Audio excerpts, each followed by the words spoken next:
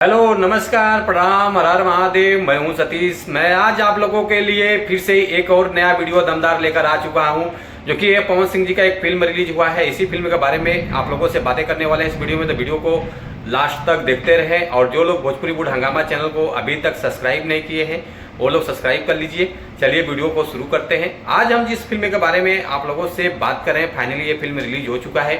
वो आगे बात करेंगे किस चैनल से रिलीज हुआ, पहले फिल्म के बारे में बात कर लेते हैं। इस फिल्म में काम किया है पवन सिंह जी हैं, जो कि काफ़ी अच्छी फिल्म है, सुपर डुपर हिट फिल्म है। जैसे मैं फिल्म का नाम बता देता हूँ, फिल्म का नाम है हम हैं राही प्यार के, जो कि बहुत सुपर डुपर हिट फिल्म है। और इस फिल्म में काम किया है पवन सिंह जी हैं, हर्षिका हैं, और सहर अफसा जी हैं, माया यादव जी हैं, और उसके बाद संजय महानंद जी हैं। तो ये फिल्म रिलीज हुआ है इंटरटेन रंगीला चैनल से। इस चैनल पर फिल्म अच्छे रिलीज होते रहते हैं। और प्रोड्यूसर जो हैं इस फिल्म के अभय सिन्हा जी हैं, श्रीवांशु पांडे जी हैं। तो आप लोग जाइए देखिए, इस फिल्म को सपोर्ट कीजिए। Thank you so much. ऐसे ही आशीर्वाद बनाए।